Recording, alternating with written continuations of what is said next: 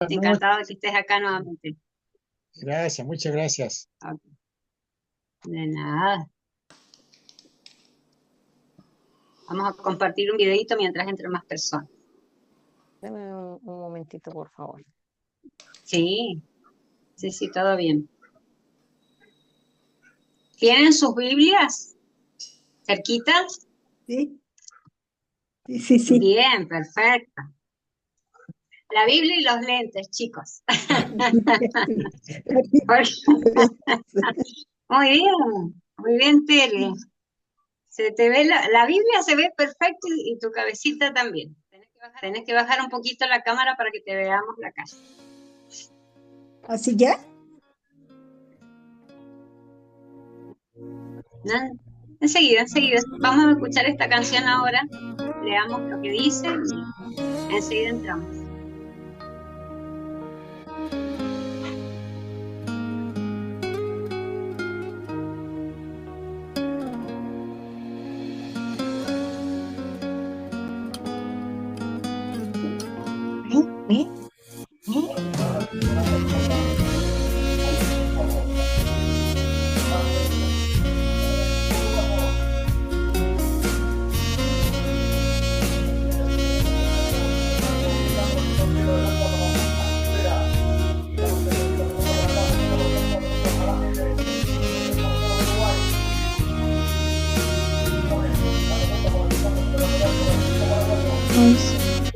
Este no es. El del ruido, ¿cuál es?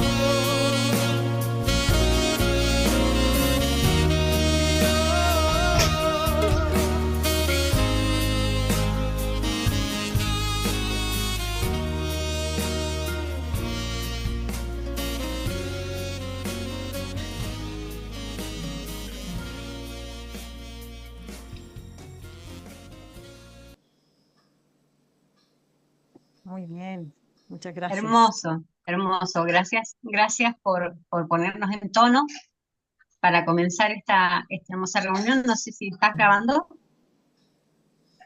Sí, ya estamos, ok. Perfecto.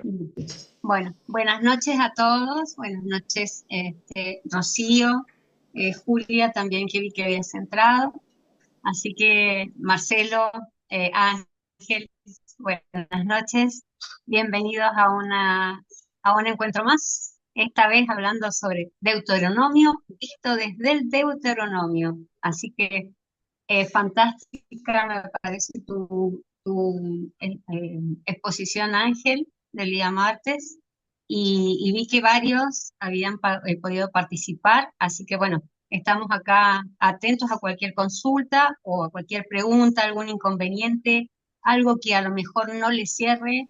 Marcelo, te paso la posta para que contestes. Y ahora las preguntas vos contestás. Ahí te paso la Bueno, pelotita para que si alguien quiere hacer alguna pregunta respecto a la exposición de Ángel del día martes. bueno, muchas gracias. Buenas noches a todos. Buenas noches, señor Núñez. Usted recién escribió. Este, ah, Dustin parece que está hablando, pero yo no lo veo en pantalla y no lo oigo tampoco. Hola, Hola, Dustin. ya va. Sé que estoy llegando, Muy bien. ¿cómo están? Muy bien, No, aquí sí, vi el video y se me iniciando la preguntaron, bueno, reunión. varias preguntas. Bien. Sí, ¿Has varias tenido, preguntas en el trabajo. has tenido ocasión de ver el video de la reunión del martes? Sí, sí, vi el video, no pude estar, obviamente, porque pues, en el trabajo no me dejaron, pero ahorita sí, sí, vi el video esta mañana, por cierto. Me Bien. pareció interesantísimo. Ujú. Bueno, aquí lo tenemos al profesor Ángel Schoenberger. Si tienes algún comentario que hacerle sobre la exposición de él, alguna pregunta. Porque cuando yo veía lo que es el Deuteronomio, lo que son las leyes del pueblo judío, ¿sí? Se me presenta siempre se me presenta una pregunta. Ahí hablan de tierras, hablan de no codiciar de los bienes ajenos, ni la casa, pero claro, históricamente, según si leo la Biblia, ellos en ese momento no tenían tierra, no tenían casa, ellos eran nómadas, hasta donde yo tengo entendido, a partir del Éxodo, ¿no? Ellos no fueron nómadas por un buen tiempo hasta que llegaron en donde Josué para que fueron la repartición de las tierras, etcétera. Entonces, a veces veo esas leyes pareciera que fueran creadas para un pueblo ya establecido y no un pueblo en vías de establecerse.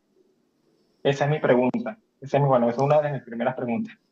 Te felicito porque es una excelente pregunta, porque da pie a reflexionar sobre cuándo en realidad fue escrito Deuteronomio y con qué sentido.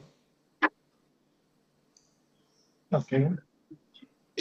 Pero yo tengo una respuesta, pero me gustaría primero pedirle a Ángel si quiere decir algo con relación a esto, lo que él piense, porque el que expuso todo el libro de Deuteronomio, el contenido fue él, así que Ángel. Sí, hay dos respuestas que tengo respecto a lo que yo mismo planteé, ¿no es cierto? Que el, el autor, uno de los autores que yo seguí, que aquí lo voy a decir porque estamos más en ton de estudio, allá es más una charla. Yo seguí especialmente a Pablo Andiñac, que es un autor que ha escrito sí, se ha dedicado al estudio del Antiguo Testamento, y él dice que precisamente está en tono de promesa todo esto, es lo que él dice, que justamente cuando termina el Deuteronomio está todo en ese tono, que recién después con Josué y Jueces es donde se va a empezar a conquistar la tierra de forma más definitiva. Pero con todo es una especie de esperanza permanente, porque obviamente Israel nuevamente pierde las tierras en otras oportunidades, y entonces ese queda como una promesa permanente. En este sentido, añado a lo que dice Marcelo. Habíamos dicho que el escrito es muy probablemente posterior, o sea, más del año del siglo quinto, sexto o quinto antes de Cristo, cuando durante el reinado de Josías se encuentra los libros de la ley y se hace un replanteamiento, ¿no? Entonces, los autores están pensando que más bien fue allí donde se fue elaborando y se fue dando este tono de esperanza hacia el futuro, ¿no? Son las dos cosas que yo había planteado un poquito medio de pasada, pero lo había mencionado también en el video. Muchas gracias. Eh, es una primera respuesta. Espero que en la reunión de hoy el tema vuelva a salir y haya otros planteos.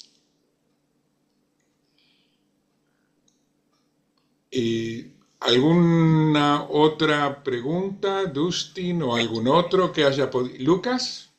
Sí, yo me sumo a lo de Dustin y con lo que decía Ángel en forma de pregunta, si esas promesas que luego se dan, que cruzan el río Jordán e ingresan a la tierra prometida, pero hay cosas que se cumplen hoy, por ejemplo, algo que Moisés lo veía, estamos hablando.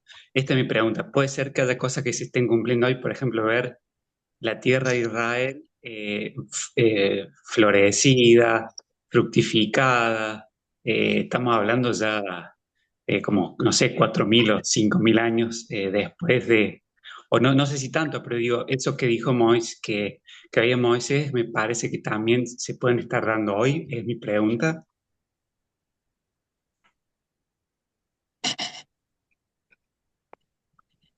Eh, Muy buena pregunta, gracias. Ángel, no sé, Yo creo que esa es más tu respuesta, pero me asumo, de todo modo me digo la mía, que pienso que sí, yo personalmente estoy convencido que sí, que es la parte más difícil que cuesta a la gente entender lo que está pasando del pueblo judío, hebreo, en general los israelitas, de que finalmente han podido entrar a su tierra desde el año 47, 48, y hay pueblos que no quieren que sea así. Así que sigue siendo una lucha como lo fue allá en la época de Josué. Lamentablemente, minado, por decirlo, por todo el proceso del cristianismo que fue en contra del judaísmo, ¿no? Así que en ese sentido, bueno, Marcelo varias veces lo ha ido explicando en distintas situaciones y estoy totalmente de acuerdo con eso.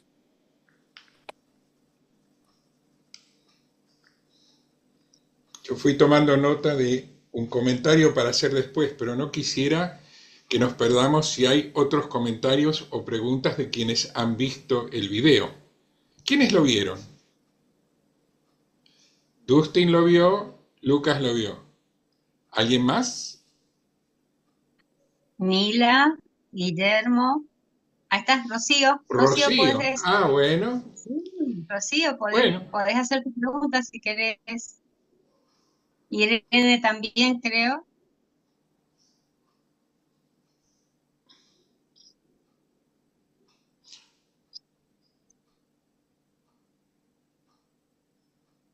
bueno, Dustin mientras... tiene levantadita la mano. ¿Quién? Ah, Dustin, sí, adelante. Dustin. Hola, otra vez yo. Ok, Bien. el otro tema que me llamó mucho la atención es la parte de la idolatría. Me llamó la atención de que nosotros en este tiempo vemos la idolatría como algo de adorar a otro Dios solamente, pero me da la impresión que también la idolatría en esa época, en el tiempo del Deuteronomio, era más que adorar a un Dios, era como seguir el patrón o seguir a un pueblo que tenía ese Dios, seguir la sociedad de esa gente. Por eso es que la idolatría era prohibida, porque estarían en dos aguas, ¿no? Queriendo estar siendo judío, pero a la misma vez, ponte tú, siendo de otro pueblo, ¿no? Que esté más cercano, que tenga otras costumbres.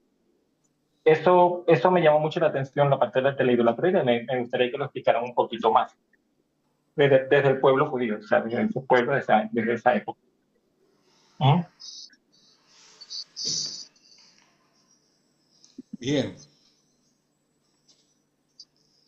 Bueno, yo con estas preguntas nomás ya tenemos para un rato, pero no sé si Nilda o Guillermo tienen algún comentario, algo para decir sobre lo que vieron del video, alguna pregunta. Nila, está muteada.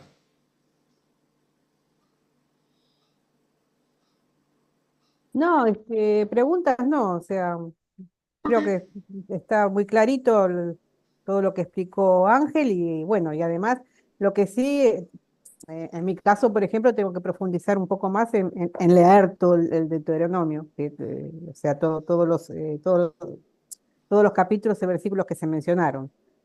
Además de la explicación que dio Ángel, poder volverlo a leer para asimilarlo más. Claro.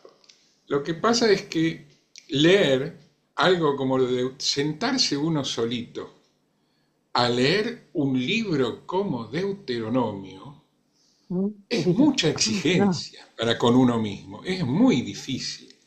Por lo menos en la tradición judía, donde tenemos como un deber, una obligación religiosa, si bien la vida viene primero, pero no matarás es una ley y estudiarás es otra. ¿No? no. Pero está claro que uno no puede sentarse a leer la Biblia para la tradición judía, que después de miles de años la tenemos clara esta. Uno se sienta a leer la Biblia solito y se cae dormido. No, por supuesto. O empieza a pensar en otras cosas. No, por supuesto, a lo que me refería era eso, ir llevando con lo que explicó Ángel, ir siguiendo el libro, o sea, las dos cosas, por supuesto. Yo les voy a proponer un juego diferente hoy. Dentro de un ratito yo preparé un escrito para compartir con ustedes, algo breve, pero donde voy punteando diferentes textos y los voy a invitar a que ustedes, primero uno, después otro, lo vayan leyendo de la Biblia, para hacer una lectura de Deuteronomio desde un ángulo. Hay otras muchas posibles. Pero antes, esto con respecto al tema de cómo hacer para que leamos la Biblia. Una manera de leerla es en realidad este curso si lo encaramos así. Es decir, no vamos a leer el libro de Deuteronomio completo hoy a la noche, porque si intentamos hacerlo terminamos pasado mañana desmayados, además, no va. Pero sí podemos acercarnos al libro desde una óptica, una perspectiva, un ángulo y ir punteando algunos versículos, algunas lecturas, para tener un primer abordaje, y esta es una manera de estudiarlo y leerlo. Y lo hacemos en grupo, entre todos. Pero antes de pasar a ese ejercicio, no sé si Guillermo tiene alguna pregunta o comentario propio para agregar después de haber visto el video, u otra persona, no sé, ¿alguien más? Sí, por el momento yo me quedo dando elogios a la presentación de ayer, muy completa, y esperar también que los demás participantes participen. Correcto, sí. No, los elogios corresponden porque realmente el trabajo que hizo el profesor Ángel Schoenberger fue un trabajo muy minucioso, claro, ordenado, trajo ideas, citó las ideas de Pablo Andiñás muy correctamente. No son elogios, es un reconocimiento merecido. Ahora, propongo que trabajemos un poquitito primero las preguntas que salieron. Tomo primero la de Dustin respecto a la idolatría. ¿Por qué es tan grave el tema de la idolatría? Si miramos el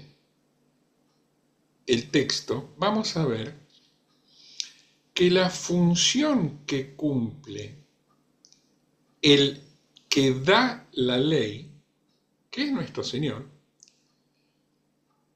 es la de constituir un ente político, no sé si llamarlo país, nación, Estado, pero en el núcleo de la identidad del naciente pueblo de Israel está la ley que nos describe Deuteronomio justamente. Y entonces, rendirle culto a otros dioses o tener otra idea de qué o quién es Dios, sería lo mismo que rendirle culto a otros países y no al propio, pero en una situación encima de guerra. Es como si en medio de la guerra entre Rusia y Ucrania, a un señor ucraniano se le ocurriese cantar el himno ruso, izar la bandera rusa y empezar a hablar loas a Putin.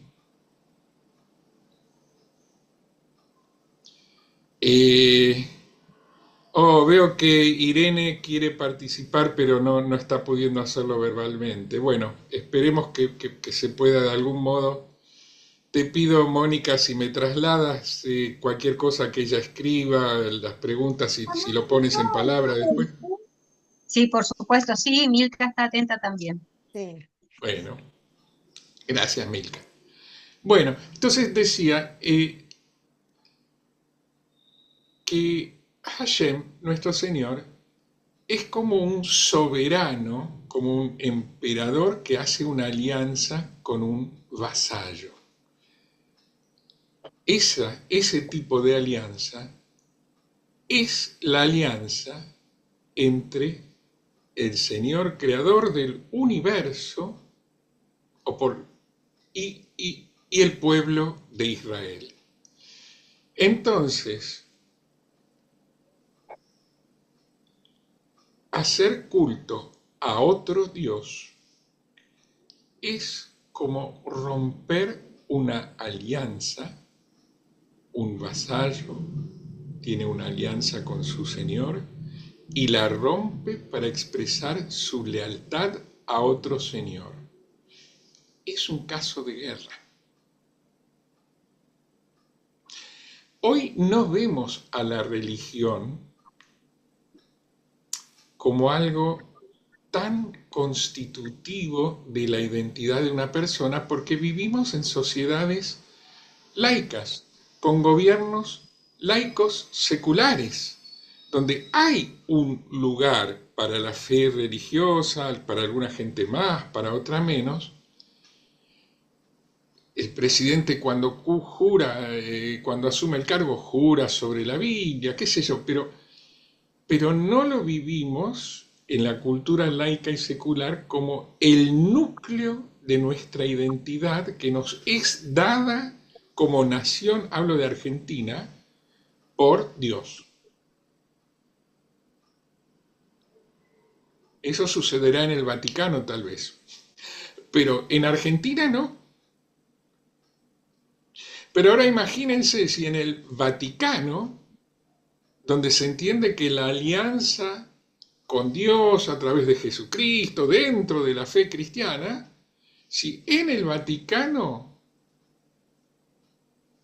un obispo agarra y pone una estatua de Buda o no, de Kali, y empieza a quemar incienso y a bailar, o Hare Krishna, se viste de naranja, Y sería muy mal visto, porque va contra la esencia de la identidad de ese Estado-nación.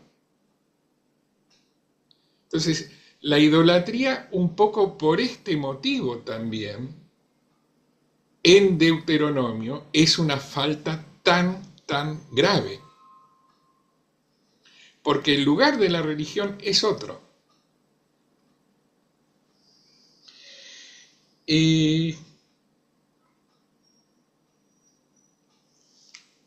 Bueno, yo no sé si te parece bien, Ángel, yo preparé una lectura para compartir que tiene que ver con otro abordaje de Deuteronomio. Perfecto. A ver, perdón. La tengo que buscar. Acá está. Le puse como título, y perdón el chiste, Deuteronomio en su propia salsa.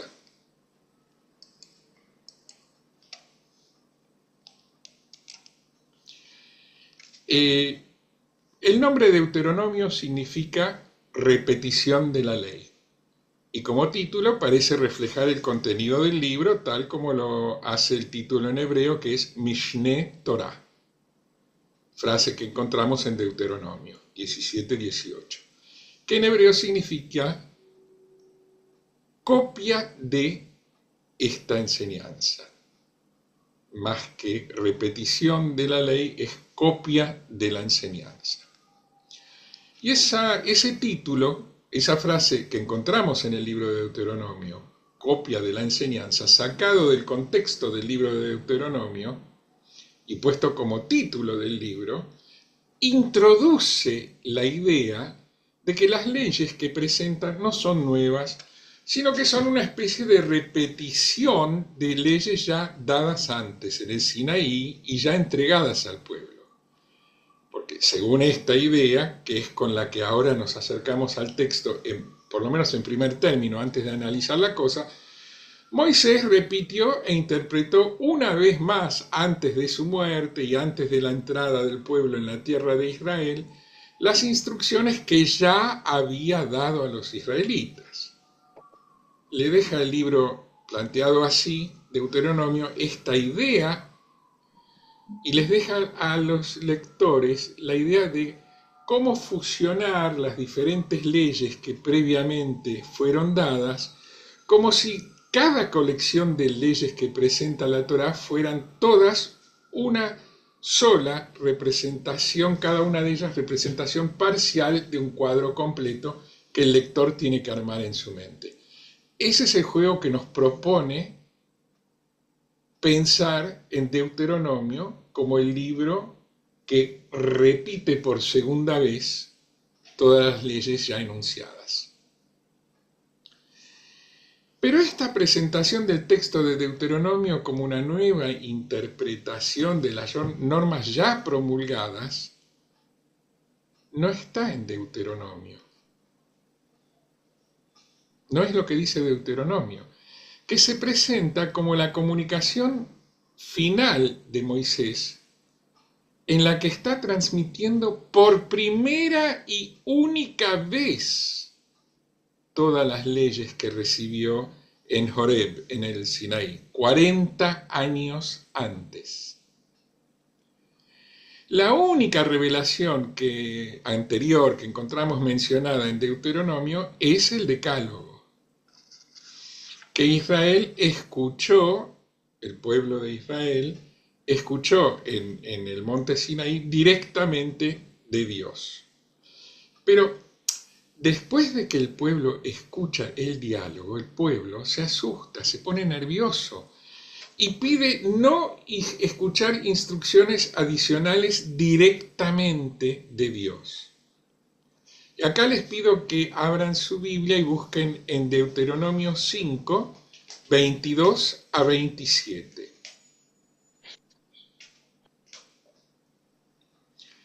A ver, ¿quién se ofrece de voluntario? ¿Quién la tiene ya abierta a mano la Biblia? Guillermo, ¿quiere leerlo usted? Estoy buscándolo. 5, 22 a 27. 5, Momento. 22 a 27. Sí, estoy acá buscando. Lo esperamos, Eh, tranquilo. ya, dice, estas son las palabras que dijo Yahvé a toda la asamblea y que estaba en el monte, desde en medio del fuego y de la espesa nube. Dichas palabras resonaron con estruendo y no se les añadió nada. Luego Yahvé las escribió en 2 tablas de piedra que me entregó. Empezamos el 23. Cuando oyeron aquella voz en medio de las tinieblas, mientras que el monte ardía, se acercaron a mí todos los jefes de sus tribus y los ancianos, y dijeron: Yahvé, Dios nuestro, acaba de mostrarnos su gloria y su grandeza, y hemos oído su voz en medio del fuego. Hoy hemos visto a Dios hablando al hombre sin que éste muriera. Pero nosotros vamos a morir si nos quedamos escuchando la voz de Yahvé, nuestro Dios, pues nos va a consumir este fuego terrible.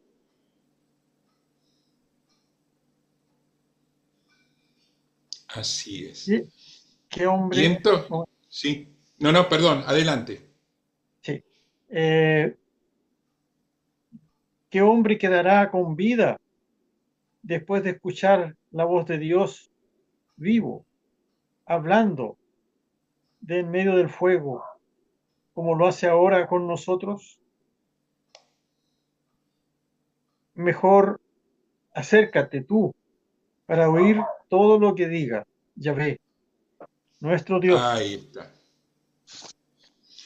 Es decir, muchas gracias. Es decir, que le piden a Moisés que él se quede a escuchar la palabra de Dios, pero ellos se retiran prudencialmente porque temen, ya no quieren escuchar. O sea que el único que escucha es Moisés. Ellos se retiran. Porque Dios accede a su petición e instruye a Moisés para que se quede solamente él a escuchar el resto de las leyes. Le dice, y aquí continúa el próximo versículo, ¿quiere seguir usted?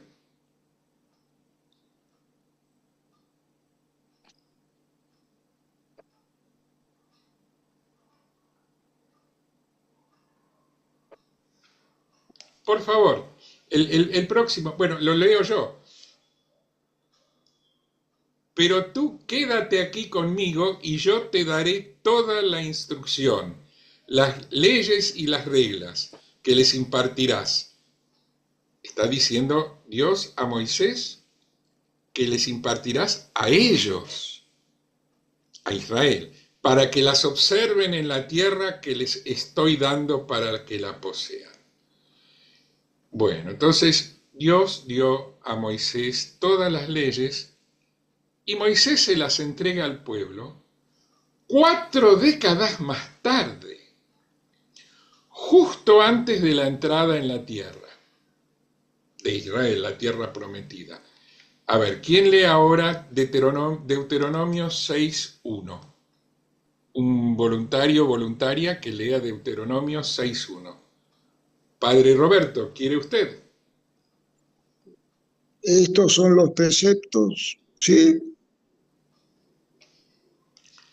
Adelante, lo escuchamos. Estos son los preceptos.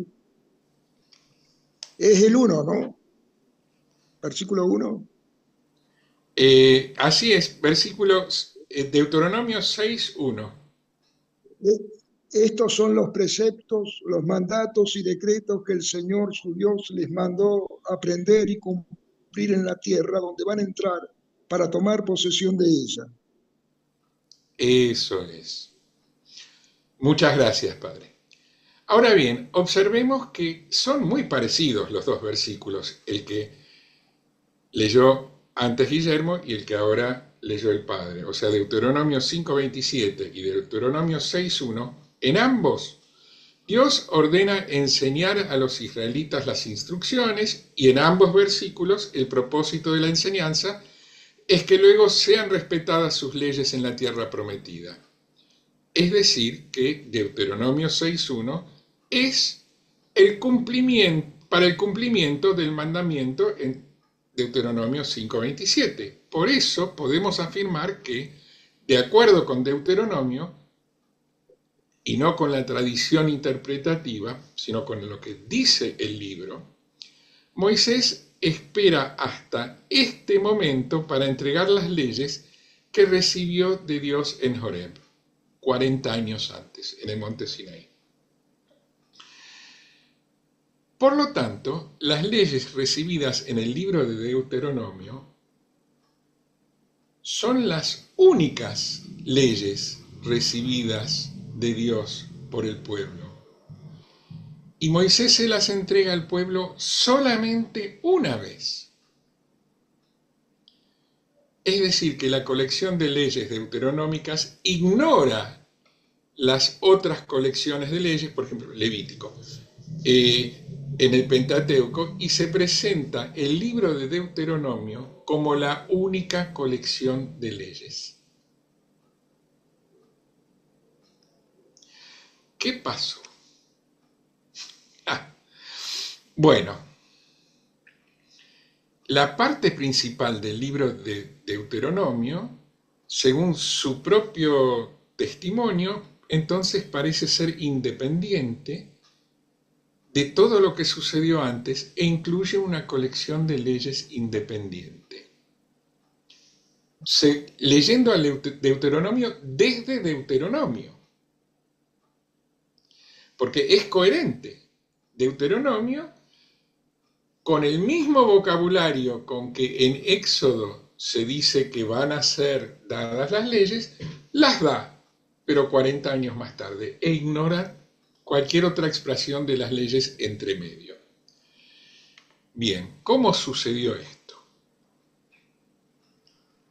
¿Cómo sucedió que, según su propio testimonio, Deuteronomio diga que es una colección independiente o que incluye una colección de leyes independiente de las anteriores? Acá hay que hacer un poco de análisis crítico entonces, por el método histórico crítico, y alejarnos de la interpretación tradicional religiosa que dice que todos los 5 libros en conjunto fueron redactados mayormente por Moisés, salvo los últimos versículos de Deuteronomio donde se habla de la muerte de Moisés, que eso fue escrito por Josué, según nos explicaba el señor Yoel Ben Arié en la reunión del martes. Pero considerando esto que acabamos de encontrarnos en el texto, es probable que el autor de la forma final del libro que nos ha llegado a nosotros, nadie dice que no haya escrito en su momento Moisés algo parecido, pero la forma que tiene Deuteronomio ahora nos llega a través de los siglos. Parece que conoce el autor las otras colecciones de leyes, pero escribió la suya con un marco narrativo como para reemplazar a las otras legislaciones. Es decir, que la forma del libro que nos llegó a nosotros fue escrita para que sea la única versión de la Torá, de la enseñanza, suplantando el material que ahora encontramos en los otros libros de Éxodo para acá. Por eso dice Deuteronomio: esta es la Torá que Moisés presentó al pueblo de Israel. Lo dice en Deuteronomio 4:44. Les pido que rápidamente, si pueden, busquen Deuteronomio capítulo 4, 2.44. esta es la Torá que Moisés presentó al pueblo de Israel. La clave está en cómo se lee, con qué énfasis. El versículo debería leerse poniendo el énfasis en que es este libro. Estamos hablando de Deuteronomio, el que es la Torá, y no los otros libros. Este libro es la Torá que Moisés presentó al pueblo de Israel. Inmediatamente después de que Moisés da la ley a los israelitas, en Deuteronomio 12:26, también les da las instrucciones para hacer definitivo el pacto y para que entre en vigencia una vez que los israelitas crucen el Jordán y entren en la tierra de Israel. Y lo primero que deben hacer es inscribir la Torá sobre grandes piedras cubiertas de yeso. ¿Quién puede leer Deuteronomio 27:2-3? ¿Quién se ofrece voluntario? 27:2-3. Ángel, ¿lo tenés a mano? Sí. Por Perdón. favor. Moisés y los ancianos de Israel. Y sucederá que el día que paséis el Jordán a la tierra que el Señor tu Dios te da, levantarás para ti piedras grandes y las blanquearás con cal, y escribirás en ellas todas las palabras de esta ley cuando hayas pasado, para entrar en la tierra que el Señor tu Dios te da, una tierra que emana leche y miel, tal como el Señor, el Dios de tus padres, te prometió. Gracias, Ángel. Muy bien. Entonces, apenas crucen el Jordán, tienen que cubrir de cal unas piedras grandes y escribir o escarbar en la cal todas las palabras de esta enseñanza, de esta Torá.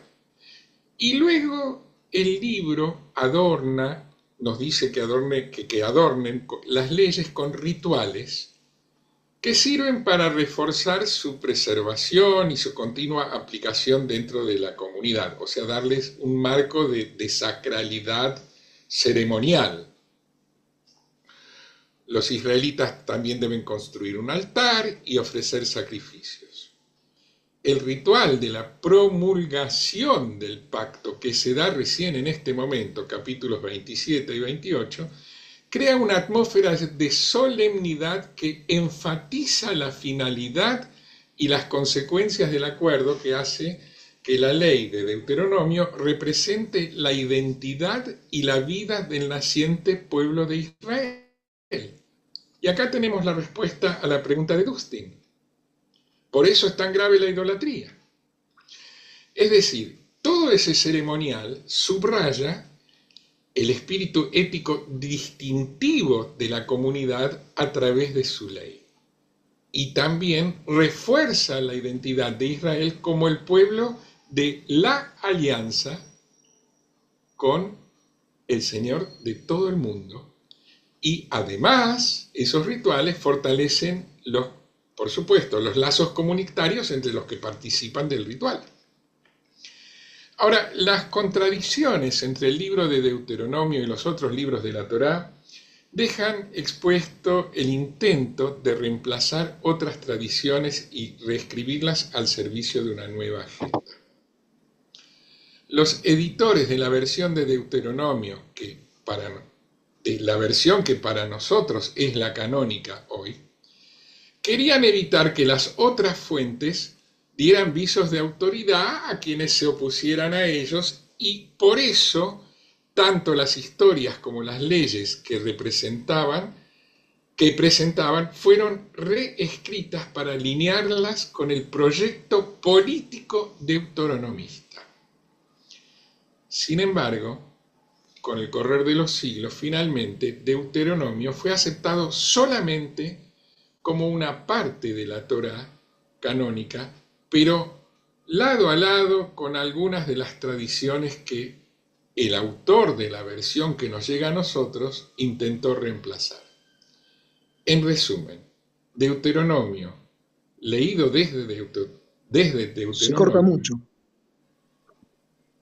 se percibe a sí mismo de manera opuesta a la visión armonizadora que hoy prevalece en nuestras lecturas habituales y que ya se ve reflejada en el título Deuteronomio, Mishneh Torah. Esta segunda lectura o repetición, esta noción armonista influyó no solo en el título que posteriormente recibió el libro y que nosotros le conocimos, sino que incluso influyó en cómo se leyó el texto, cambiando el sentido de alguna palabra.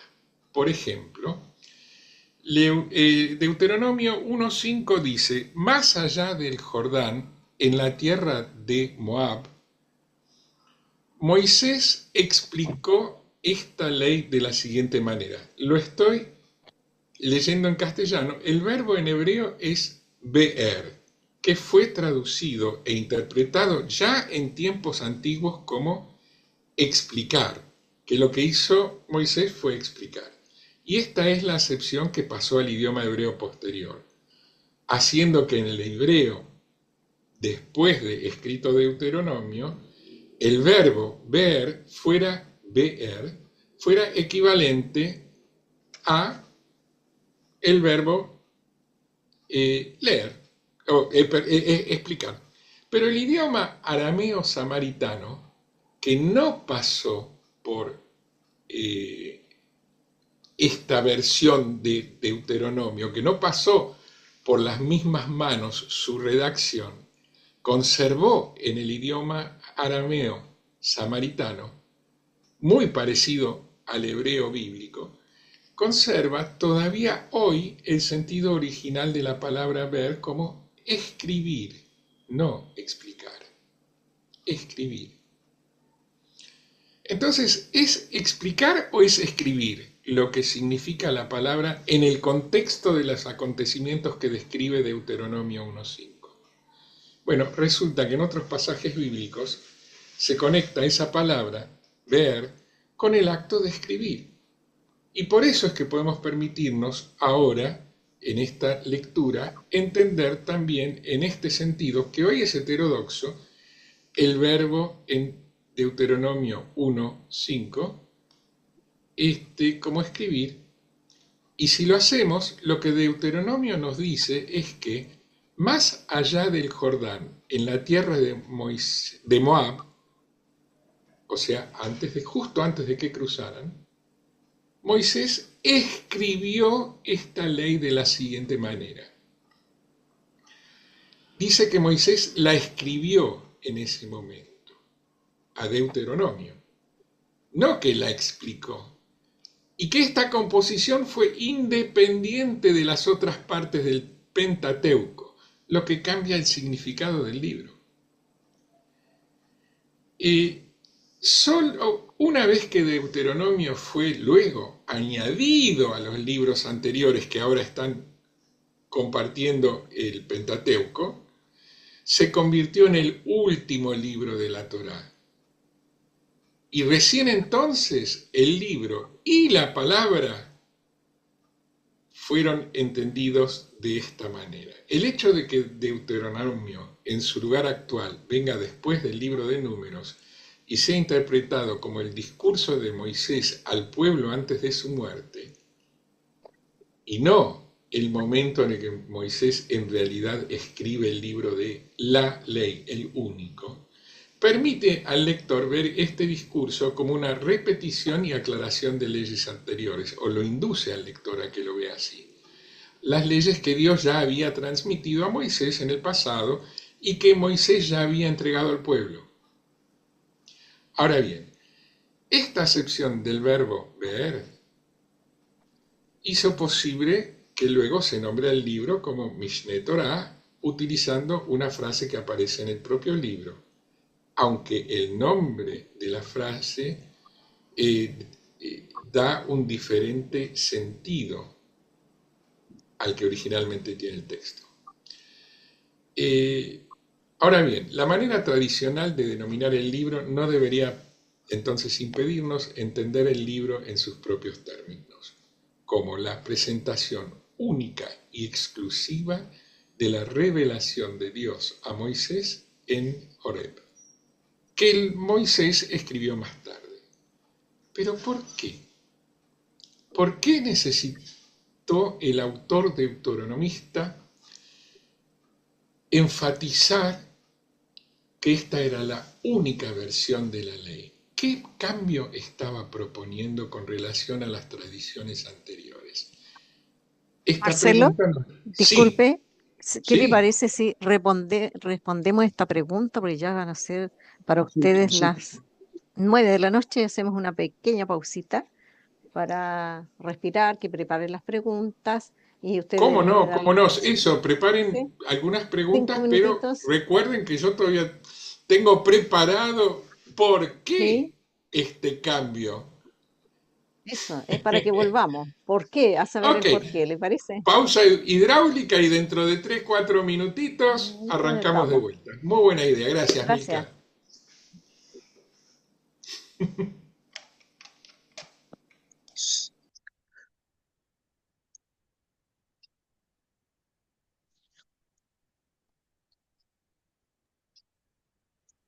Teresita, qué bueno que te veo. Sí, Roberto ¿Cómo también va? está. ¿Cómo estás? Bienvenido. ¿Cómo ha estado, Roberto? Roberto. Se, se, Hace co- bastante que no te se- veíamos. se corta un poco, Sí, pero te escuchamos y te Yo vemos. Luciana, Gracias por estar presente. se corta un poco, no puedo escuchar bien. Recién no podía entender bien todo el proceso. Bien, Roberto, pero igual queda después le vamos a grabado. enviar, esto queda grabado, entonces le vamos a enviar la grabación para que también usted pueda verla con calma.